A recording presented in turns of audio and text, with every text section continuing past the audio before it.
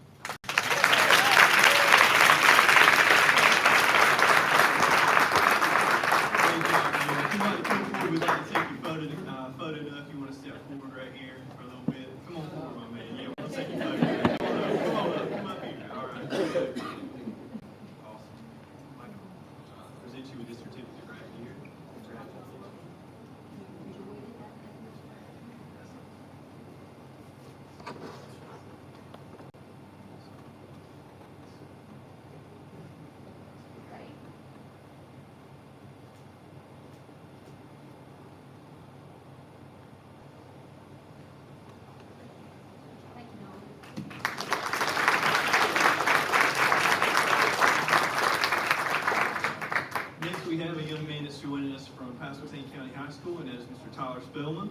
And he is going to share with you a song that he shared on Monday at the Dr. King celebration breakfast at Olive Branch Missionary Baptist Church. And I'm very proud of Tyler. He recently, also a senior at Pasquotank County High School, and recently won the Pasquotank County High School Talent Show. And he's going to share a selection with you that I think is really just going to touch your heart. Tyler, thank you for joining us this afternoon, this evening, and we're looking forward to hearing from you. Appreciate you.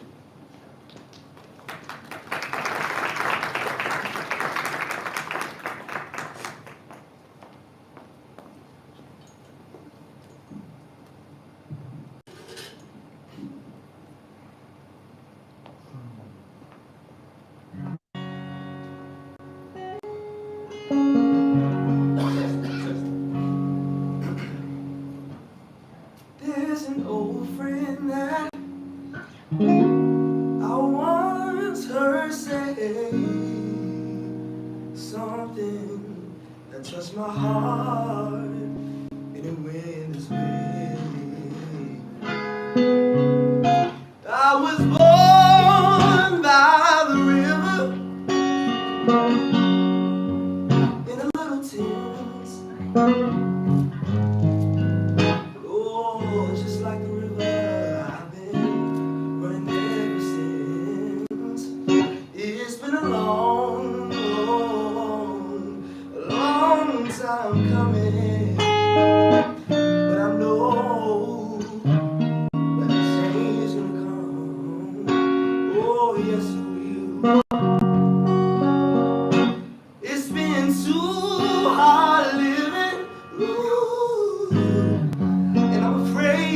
to die, 'cause I don't know what's out there beyond the sky. It's been a long, a long time coming, but I know that a change gonna come. Oh, yes, it will. And I would go to my brother, and I would say, hey, brother, help me please. Then I would, he wonder, and I can be, oh, right back, down on my knees. Ooh, there've been times when I thought I couldn't last for long,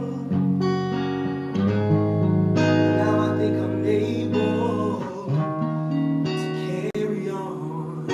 It's been a long time coming, but I know that a change gonna come. Oh, yes, it will.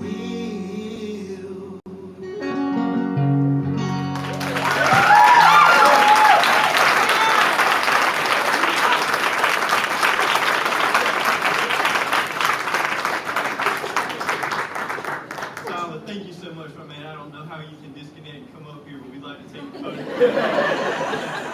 I know you got your guitar right there. Thank you so much. To anybody that's might have had questions about the future of ECPPS, I hope they watched tonight's board meeting and recognize that we have some talent in this school system, and our young people are going to take this school.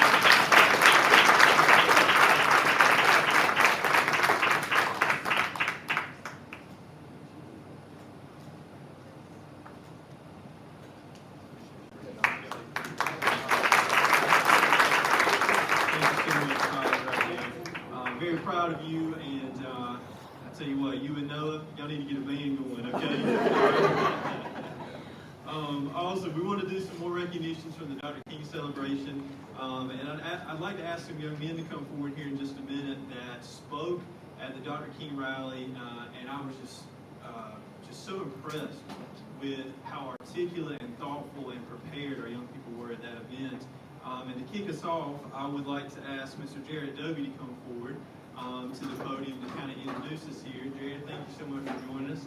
And he's going to speak a little bit about the legacy of Dr. King and what that means for us today. And then, Jared, after you speak, we're going to ask you and some of your classmates to come forward, and we'll recognize you all together for being there. So give it up and welcome Jared for joining us.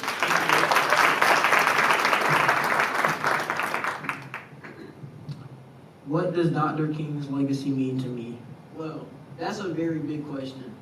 And I think that as a black man in America, it honestly should mean a lot to all of us. If you, that amazing performance, can I just get another round of applause?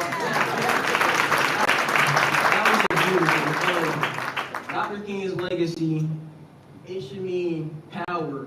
It should mean unity. It should mean support. It should mean love. It should mean a lot of those things. And I feel like sometimes we need to go back and try to change some of our ways so that we can work towards a world that we want, where it's a lot of peace and love. And that's really all I got. I don't know too much, but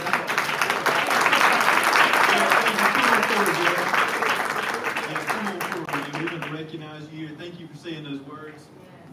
Appreciate you, very heartfelt, my man. Appreciate you right there. And okay, let's go ahead and do a photograph. No, we're good. We'll take one right there.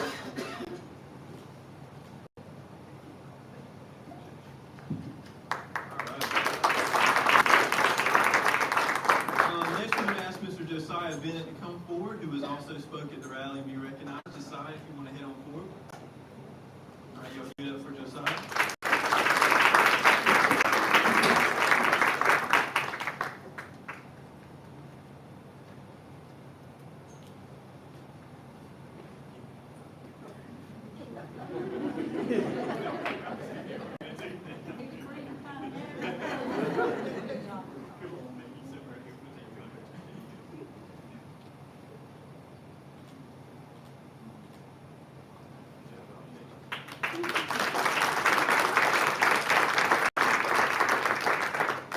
to ask Stephen Clark to come forward.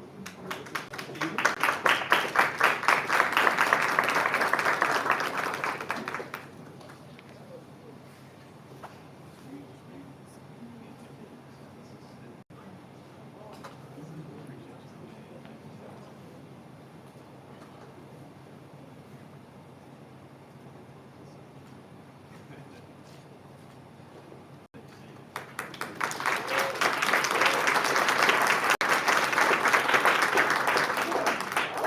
Next we have Mr. Sean Hoffler to come forward.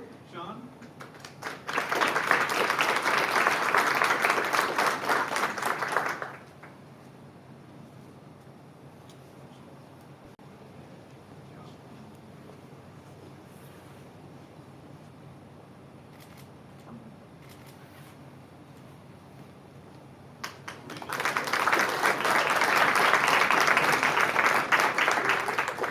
Next we got Mr. Seth Boyd.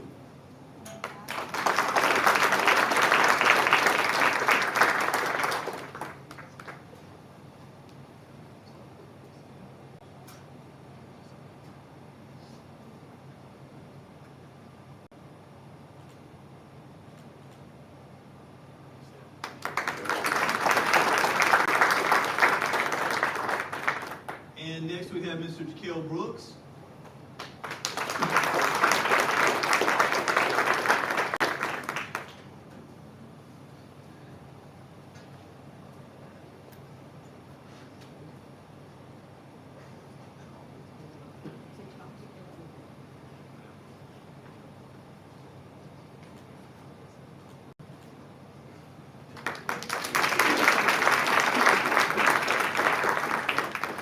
And then we also want to recognize who was not able to attend tonight, Miss Gabrielle Rivers, who also played a part in the rally and was able to introduce the guest speaker there, but she is playing an athletic event tonight. So if you would recognize Miss Gabrielle Rivers. Awesome. So I want to thank all of the young men that participated, as I said, on that day, and thank you just for being talented and just so inspirational to all of us tonight. So thank you for that. I want to ask now if I could ask Ms. Sheila Hughes to come forward and recognize a young man that has made us all very proud here recently in our CTE department. So Ms. Hughes, if you come forward and share that recognition, that'd be great. Good evening, everyone. Good evening. I'm going to ask Mr. Joel Overman to please step forward. So Mr. Joel Overman, Northeastern High School's FFA, has worked over the last several years to complete his supervised agricultural experience, or what we call SAE, through his produce stand, where he grows local vegetables and sells them to the public. So Joel was recognized by the North Carolina FFA Association during their SAE Spotlight for January of 2023 for his outstanding project and progress over the years. Please help me recognize Mr.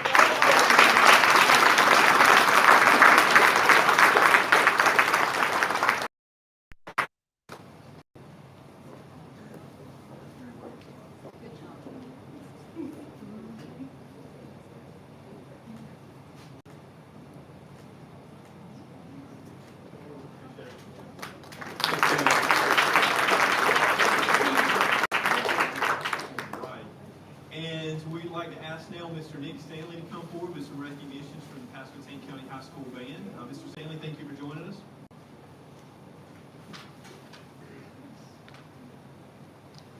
Good evening, Dr. Parker, Board Chair, the rest of the board members, and the Florence throughout the people.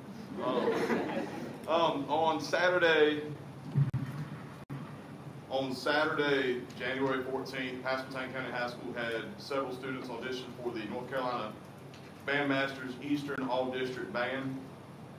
This band is made up of students from across the eastern part of North Carolina, so from I-95 East, Wilmington North.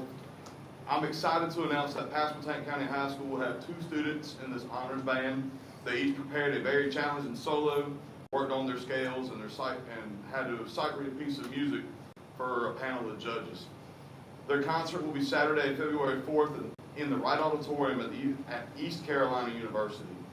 This year's participants are, when I call your name, you guys come up here and stand on my left. Antonio Garcia Diaz, trumpet, third chair.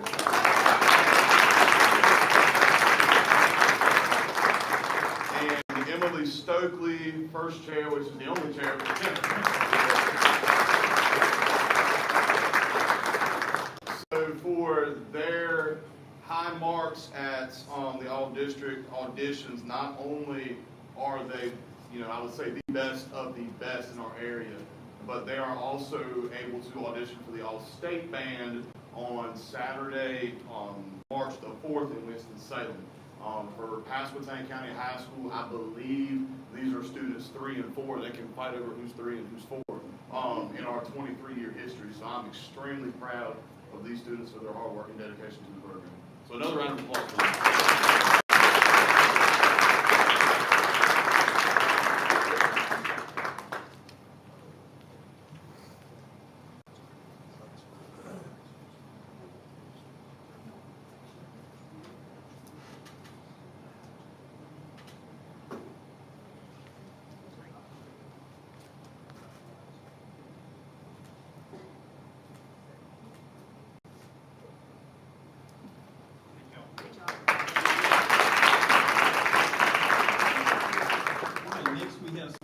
Recognitions, and I'd like to ask Mr. Paulette to come forward and recognize some of his staff from H.O. Tree Community School. Y'all make Mr. Paulette feel welcome.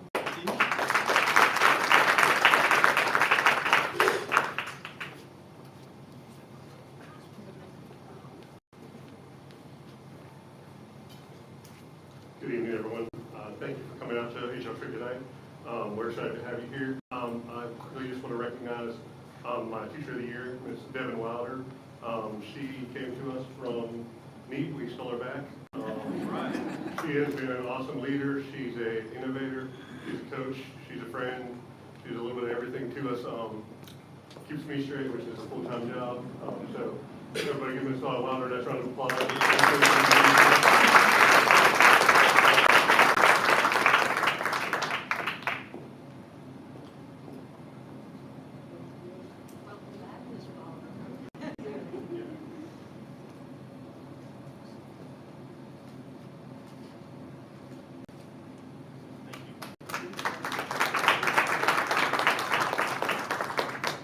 We'd also like to recognize Mr. Jermaine Fleming.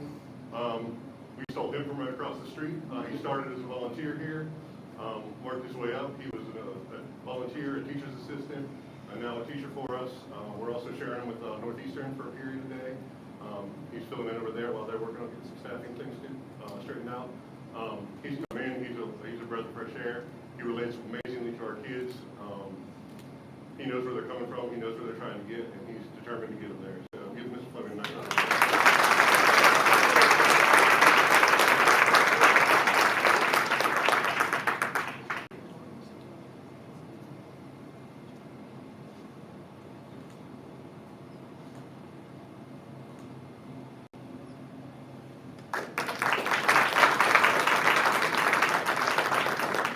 Again, thank you for the time and letting me recognize some amazing people that we have in our building.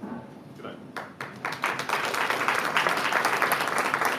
And we'll conclude tonight with some recognitions from the Elizabeth City Pastoral Early College, and we'll welcome Principal Amy Fox to come forward. Amy, welcome. Good evening, Board Chair, all the people on the board, Dr. Parker, colleagues. I just wanted to recognize actually 8 people, but they could not make it tonight, and sorry, 7 people. These are the 7 staff members at ECP Early College, and since I am leaving them, I wanted you all to understand just how important they are. And mainly they're important because they work as one of the best, one of the most high-functioning teams I've ever been a part of. And so I think it is important for them to know that I appreciate them so very much, and that we could never have done ECP Early College without all of their efforts. So thank you, and thanks for the opportunity to recognize them.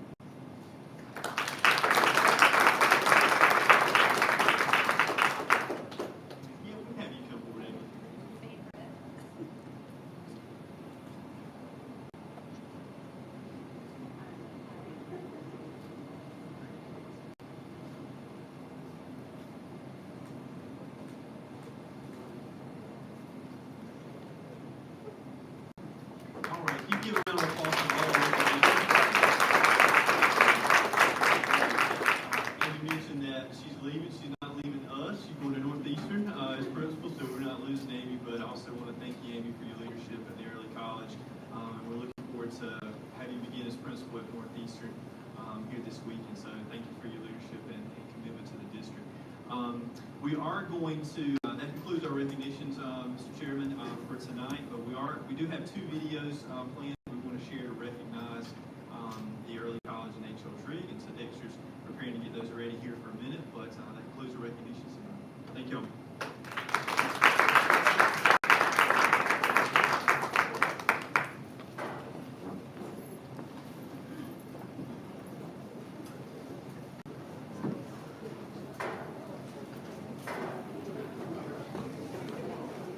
And I'll add too that while we're getting the video, this will be a good opportunity if anybody plans to leave. Feel free to help yourself. And again, thank you all for coming out tonight. Appreciate y'all.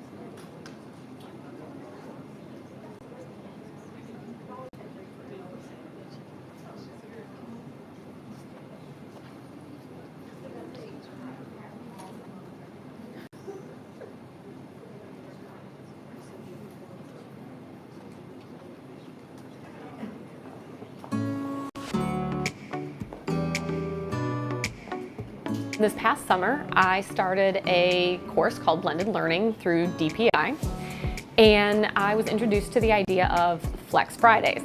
We began to implement it. We saw several needs of our students that we felt like Flex Friday would be able to fill. And one of those was the idea of schedule building, the shift into college classes, the transition from high school and college into full college, all of those things that for a teenager becomes kind of stressful. Students have no control over what they're going to learn, but they do get to control how they're going to learn it. So they have a choice between working independently for a core class. This past summer, I started a course called Blended Learning through DPI, and I was introduced to the idea of Flex Fridays.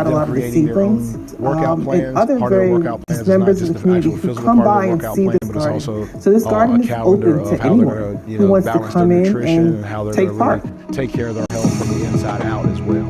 It's not just a regular health and PE We do a lot of class. great things here for the kids. We try to make it a little bit different, a little bit more things that they can actually take out into the real world with them. So one of the big things that we do in my class is PBL, project-based learning. We do a project that focuses on lifelong fitness, where the kids actually focus on what their goals are from my class, what it is they want to achieve from my class, what they want to carry on for the next 5 or 10 years. We identify those goals, see how we can elaborate on those goals here in this class, and then we allow them to take them out into the real world. Another part of that project as well is them creating their own workout plans. Part of their workout plans is not just the actual physical part of their workout plan, but it's also a calendar of how they're going to balance their nutrition and how they're going to really take care of their health from the inside out as well. It's not just a regular health and PE class. We do a lot of things outside of just health and PE here. Because again, we do have those students who may or may not be successful in the collegiate world. So if they're not being successful in that collegiate world, we want to make sure they are successful in the world of obtaining a successful career. Successful in higher levels of education. Well, here at Trig, we're trying to get the students more involved through the partnership of ECSU. We want them to have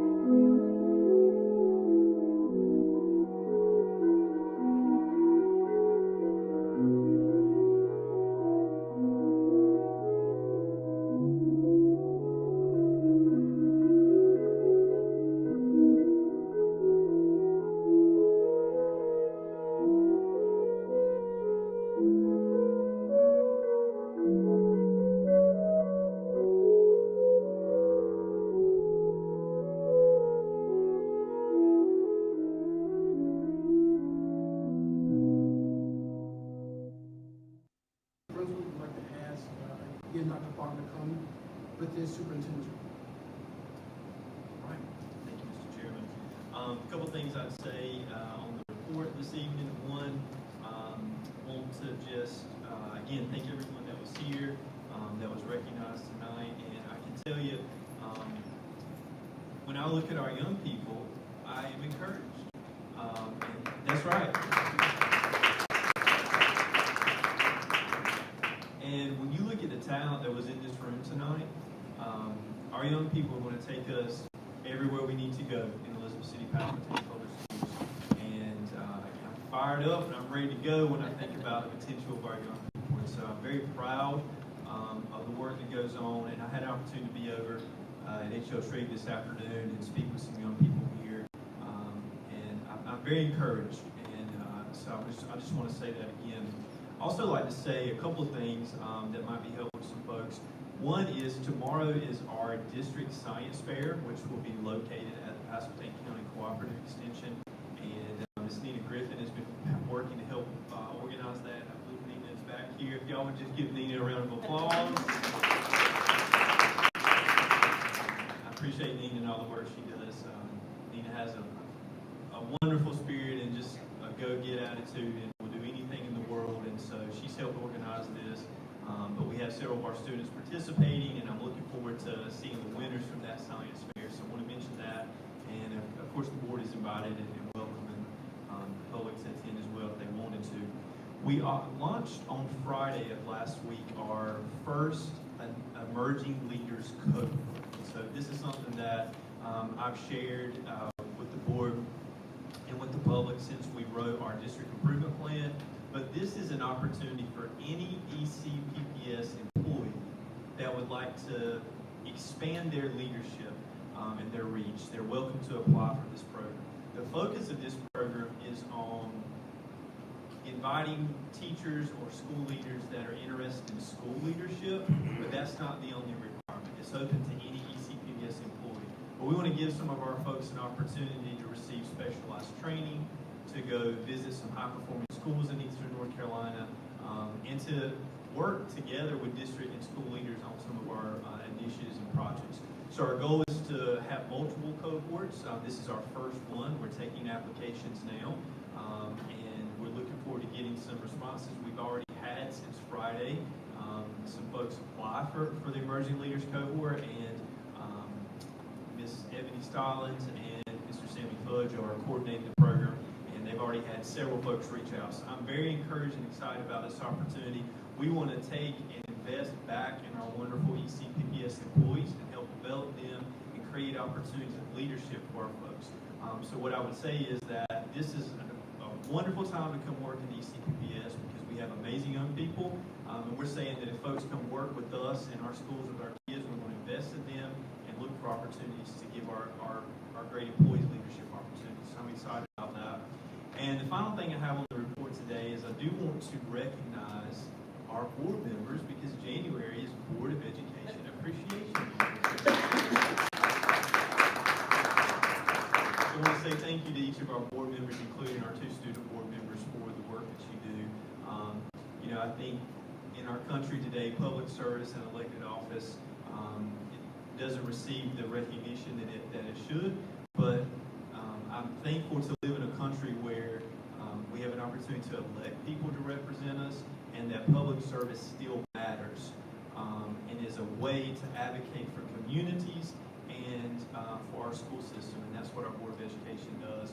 And I can tell you to the folks that are listening, the ones that are here today, and I speak for myself having worked very closely with each board member that's here tonight, we have a Board of Education that cares about our community and is devoted to seeing our school system become not only a leader in our region, but a leader in this state in public education.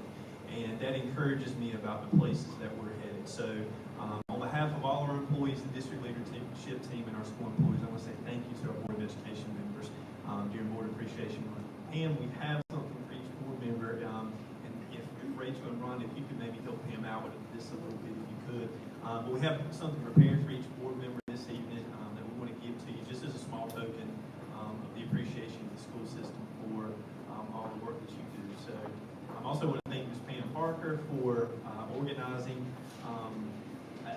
One of my strong suits is not knowing how to give people gifts. I don't really know what, I'm not great at that, but Pam comes through and she knows how to get a gift for anybody. So Pam came through and was really able to help us get some things together and knew how to do this a lot better than I did. So Pam, thank you. Let's give it up for our Board of Education.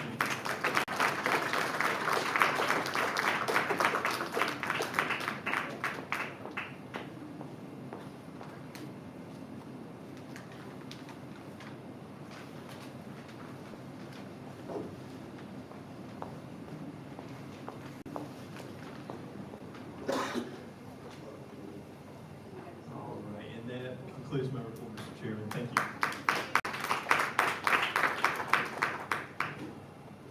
Thank you so much, Dr. Parker, and the Central Office staff for recognizing us.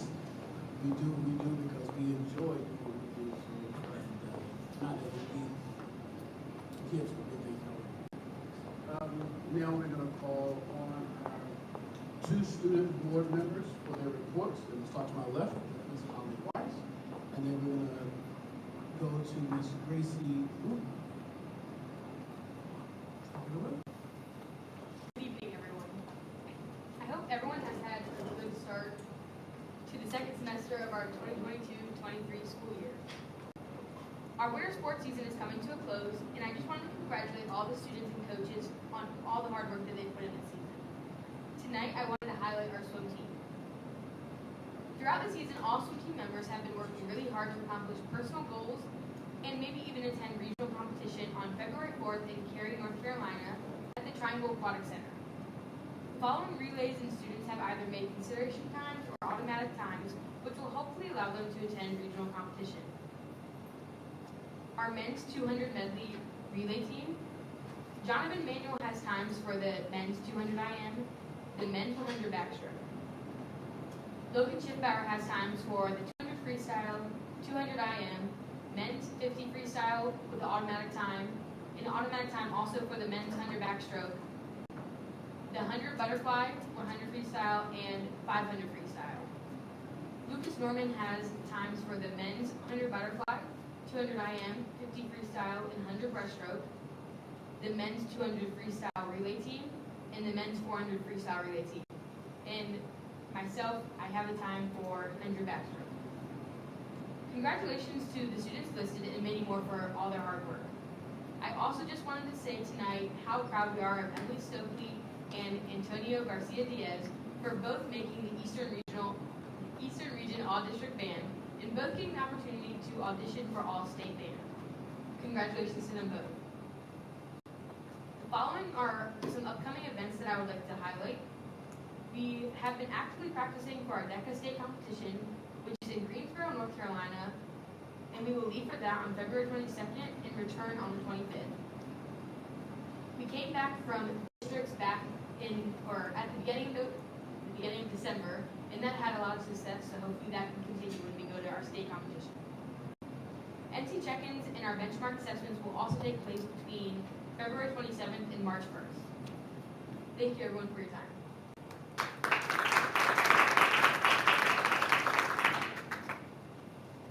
Good evening, everyone. I hope everyone has had a great start to their new year. It has been a busy few weeks back to school. Just everybody getting settled in after the much-needed break. I wanted to spotlight a graduation cohort on January 12th from 5:30 to 7:30 that we had at Northeastern. And it was for juniors and seniors to kind of just ask the much-needed questions that sometimes aren't often thought about when it comes to time to apply for colleges and scholarships and things like that, and also just figuring out how do I get my transcripts. I struggled with that a lot, but it was just a good thing that Northeastern was able to hold it. I believe that there were booths there for like other colleges and like people just like, okay, I can help you when your time comes. And I wasn't able to attend. I was at work that night, but I did hear that it was had much success. I wish I would have had one of those hosted for me when I was a junior in high school, because applying to colleges is not for the weak. It's a lot. I also had sent out a Google form about a week ago that I've laid on the table for y'all. And I'm just going to state the questions that I put in there. So I said, how did you feel about the second semester so far? Do you feel as if there's anything that should/could be fixed? I did put could be fixed because I know some things just are thrown out there sometimes. Is there anything that you would like to directly tell the board members? For the students who attended the graduation cohort presentation, what were your thoughts on this event? Do you feel that it gave you resourceful information? And if you have any questions, please leave them below. Do you feel that you are being supported in terms of mental health as we are coming back from break? How does school affect your mental health? And lastly, how have the changes to Northeastern affected you? I felt like it was just like a wide variety of questions that sometimes don't always feel like they're being asked directly to the students. And I also thought it was just good that I could ask those questions instead of an adult, because I feel like as a student, sometimes it coming from a kid, I'm not a kid, I guess I'm an adult, I don't know. I guess coming from someone around your age, I am a young adult, I am 18 now.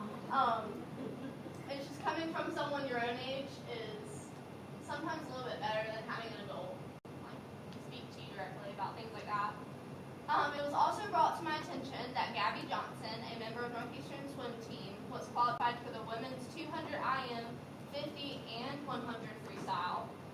Joel and Haven Overman were also very close to qualifying and will be trying again later this week. So let's please wish them some luck on that and hopes that they get that. That's pretty much all I have for tonight. I just want to thank everyone present. I also have really enjoyed the few weeks back to school. It's kind of bittersweet because this is my last semester of school, but I'm relishing in it because it's my last one. But I really enjoyed being able to do this and just having a different perspective coming into school and seeing everything. So thank you.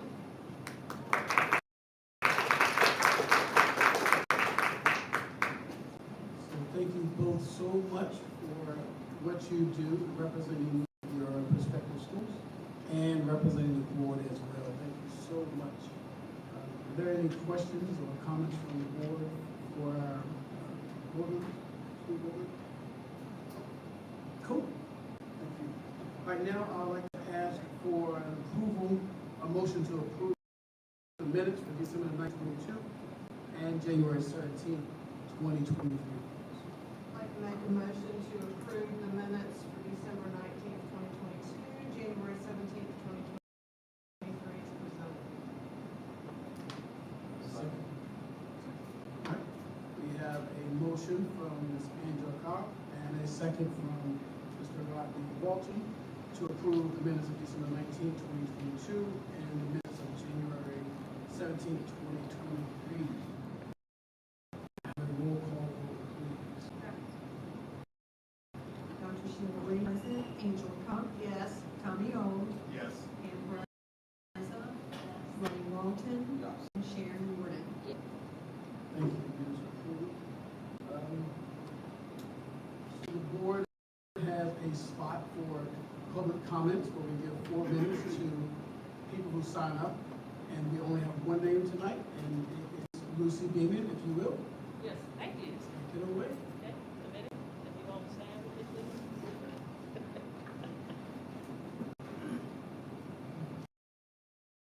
Good evening to to our awesome PPS school board members, and to the wonderful students who are here tonight that were honored tonight, and to everyone in attendance. My name is Lucy Beeman, and I chair NAACP Education Committee, and on behalf of our committee members, I'd like to thank the school board for recognizing the students who participated in our annual NAACP Martin Luther King Day celebration. Thank you for your support of our community events, and thank you for this opportunity. That's it.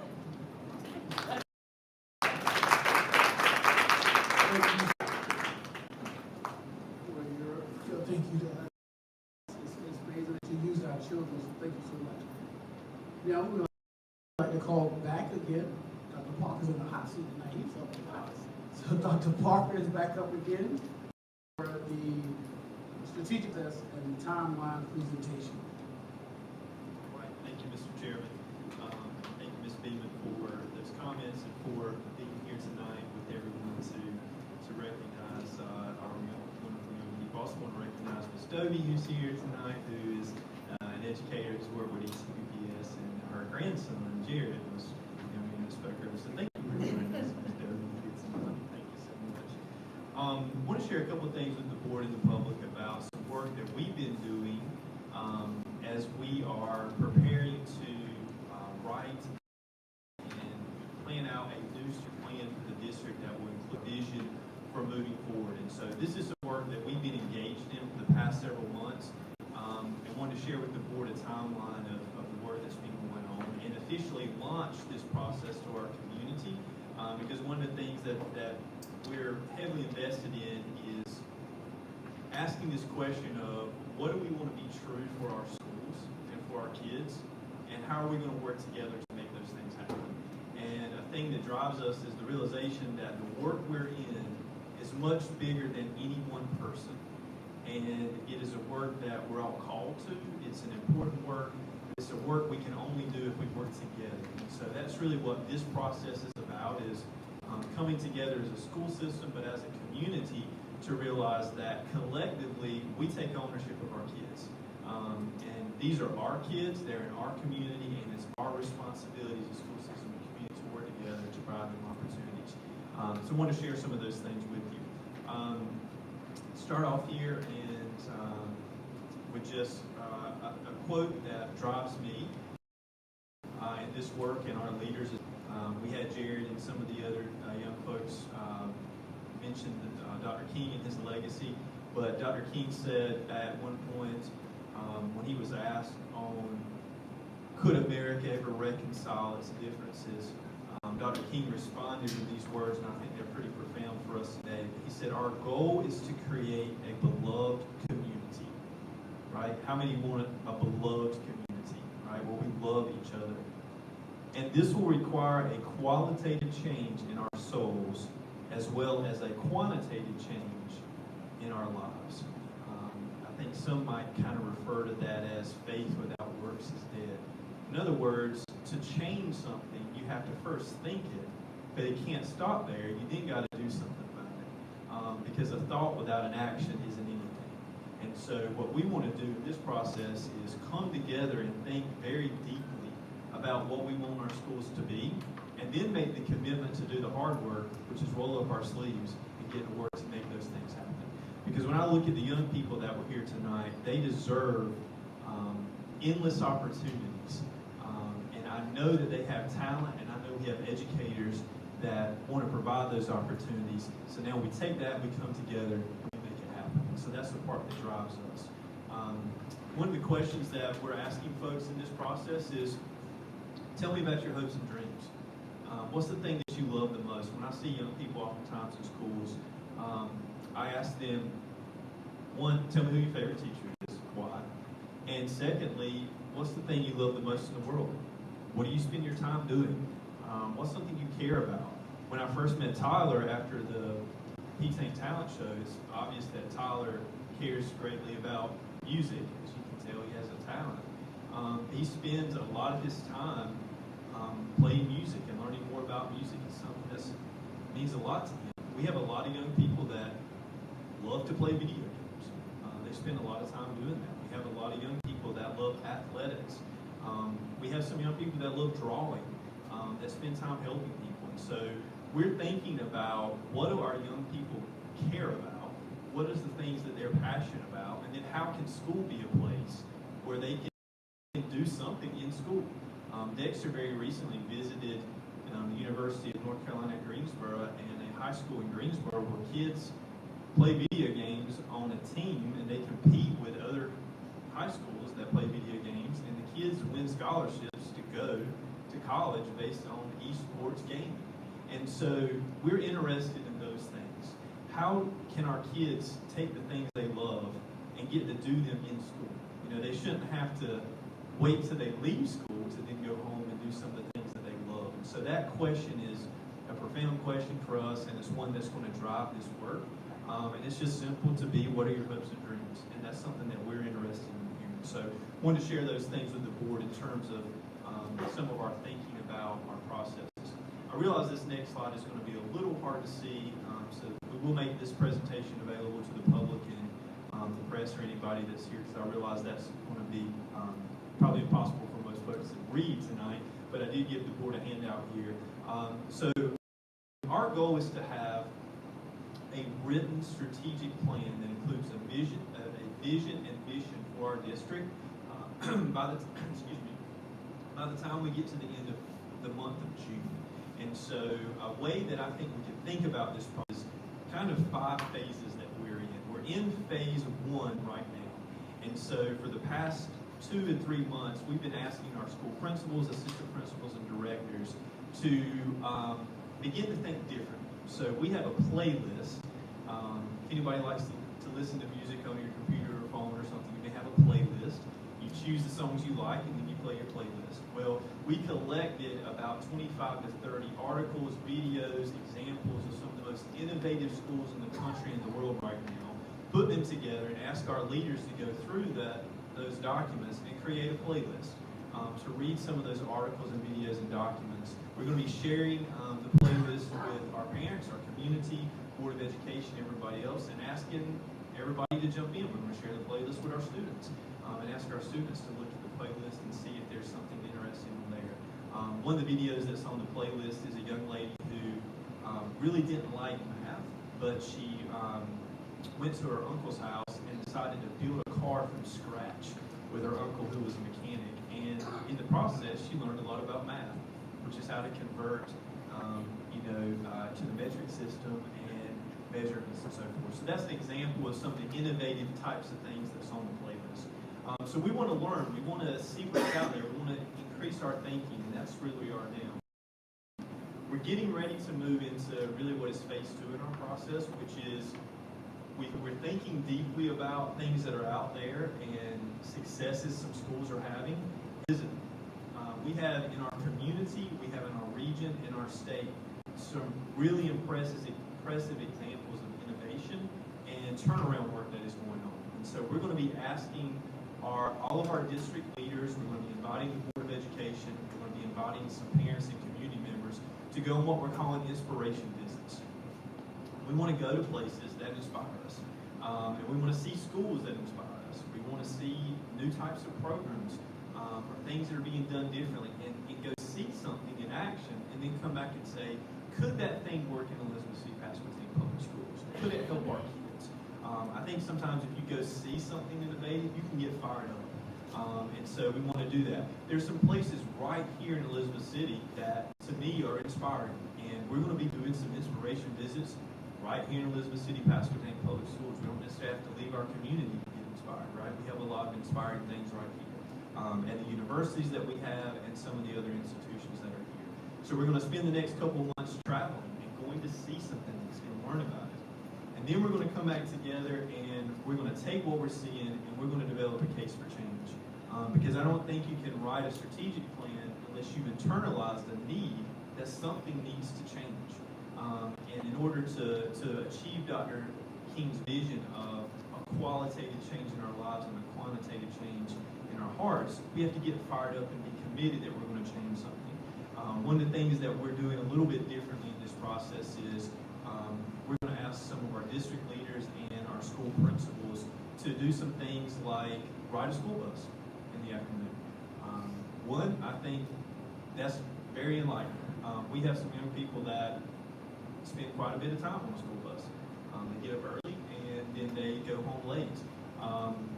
Some of the more profound conversations I've had with kids have been on a school bus, just talking to them. One, what music are you listening to? Tell me about your day. What are your hopes and dreams? What do you love the most? And those environments are opportunities to talk to kids and learn about who they are. We're going to be doing that. We're going to ask our leaders to conduct what's called an empathy interview, which is when you talk to a young person and you just say, tell me about yourself. When's the last time that you did something for me? What's the thing you love most in the world? So that we really can have a chance to see what our kids really think about the world. We're going to be looking for those opportunities. We're going to schedule some times to meet with our community, to go into the community, to hear from our parents. We're going to send surveys. We're going to do all of the traditional things that are accustomed with gathering feedback from groups. We're going to ask some of our leaders to shadow a student for a day. I think that could be a pretty enlightening experience to start out at 7:30, which is when some of our kids start. And some of them don't get home till 5:30, 6 o'clock at night. And some of our athletes don't get home till 9:30 or 10 o'clock at night. They get up the next morning and they go right at it again.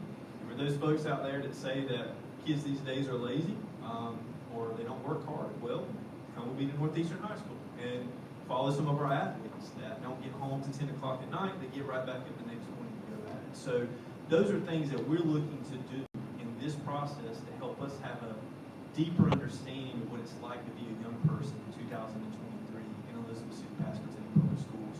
Because at the end of the day, our district leaders, our school leaders, and the folks in this room will be charged with writing this plan. So we don't want to write a plan based on what we think to be true. We want to hear from our kids and let that drive what our plan becomes for our school system. Then we're going to come together in June, and we've marked some dates, which I believe are June the 19th through the 21st.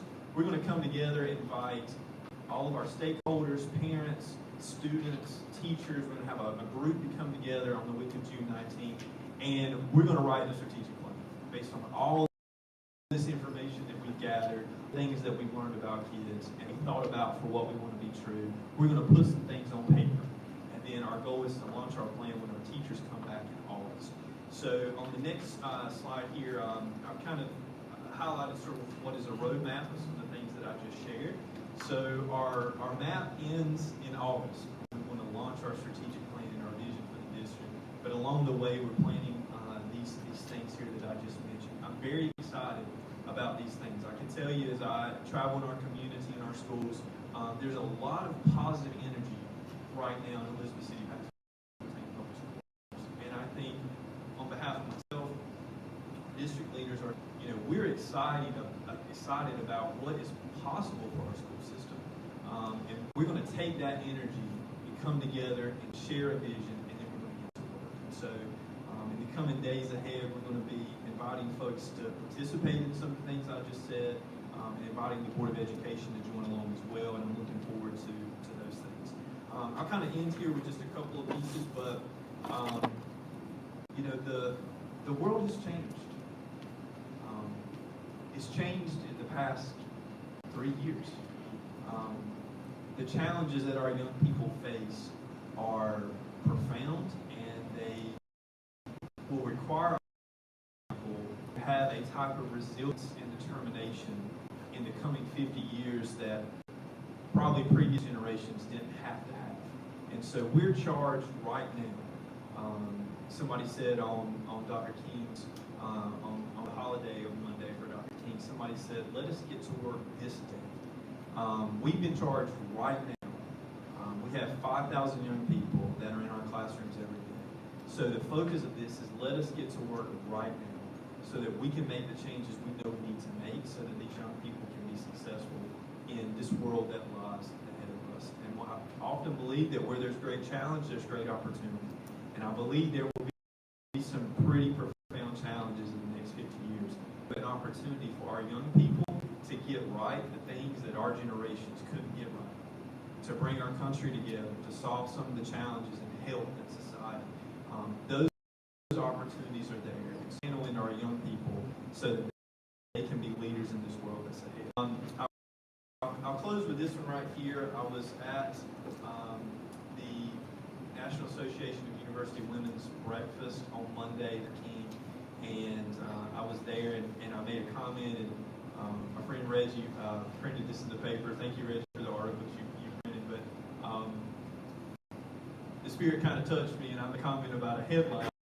Reggie printed that, so I guess I'll go this one, Reggie. But I made a comment at the breakfast about if in the coming years we get this thing right here in Elizabeth City, we change our schools, and imagine if you picked the paper up and you read a headline in the New York Times, and just think about this. Think about how we would feel as a community if that happened. If we picked up the New York Times and read a headline that said something like, Rural Eastern North Carolina School District leads the nation in education. Think about that for a minute, right? What if you saw a headline that said something like this? All students in Elizabeth City Pasquotank Public Schools graduate from high school. Right? Or what about Elizabeth City Pasquotank leads the nation in literacy rates? Don't tell me that can't happen. With the young people that we saw here tonight that are in classrooms all across this district and the hardworking leaders that we highlighted tonight over here, don't tell me that can't happen. So we're encouraged about the possibilities that are ahead for us. And if we don't make the New York Times, we're just going to have to make the Daily Advance, Reggie. All right, so we're doing those things, all right? But we're headed in that direction. I appreciate our community. I appreciate the board. This is a time in Elizabeth City Pasquotank Public Schools ready to go. So that's an overview of our process. We're excited to jump into that work in 2023. But I'd love to take any questions or comments from the board at this time.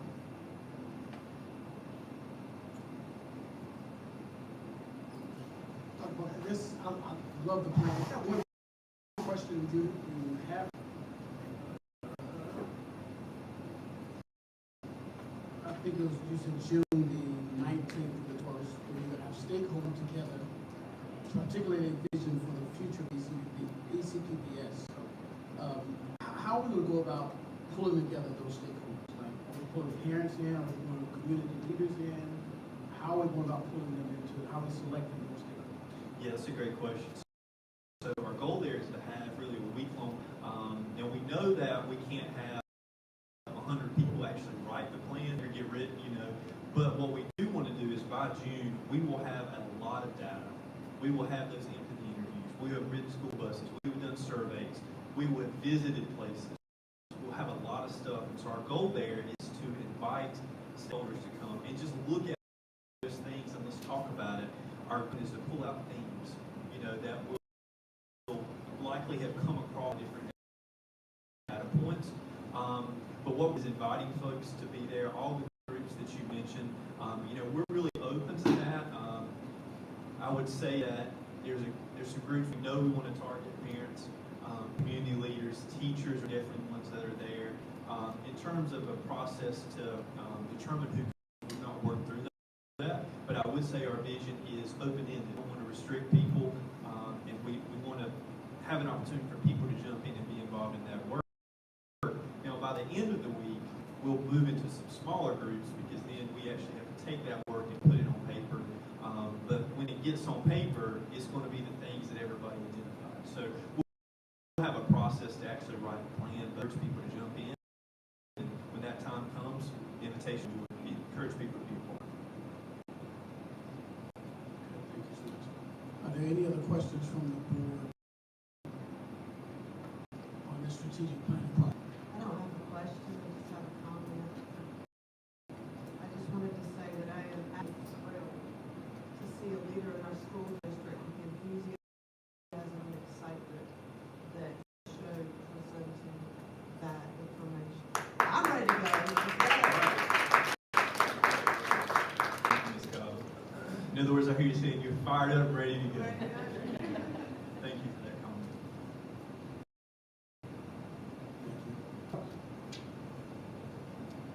Okay, let's move on to now, I need a motion to approve the consent agenda. Motion from the floor.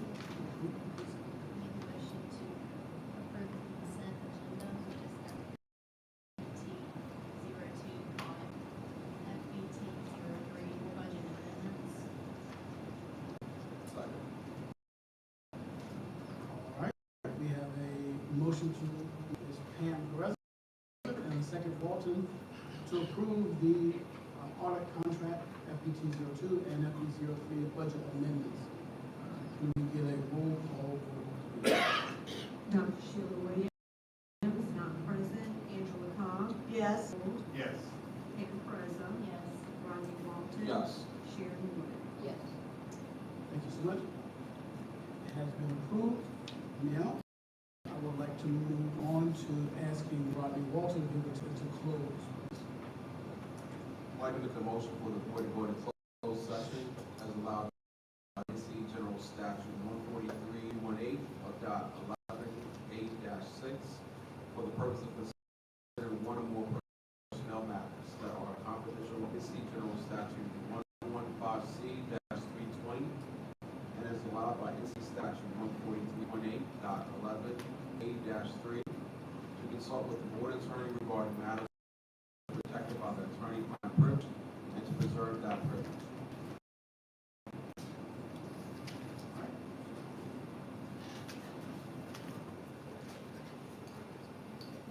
All right, let's do a roll call vote real quick. And go. Dr. Sheila Williams, not present. Angela. Yes. Oh, I'm sorry. I'm sorry. Mistake. So we got a motion, and then I need a second. Did we get a second? No, Rodney made the motion. You did second. Okay. So Mr. Rodney Walton motion. Ms. Sharon Wood second. Now we'll call vote, please. All right, Dr. Sheila Williams, not present. Yes. Tommy Knoll. Yes. Pam Perez. Yes. Rodney Walton. Yes. And Sharon Wood. Yes. Thank you. Motion carries.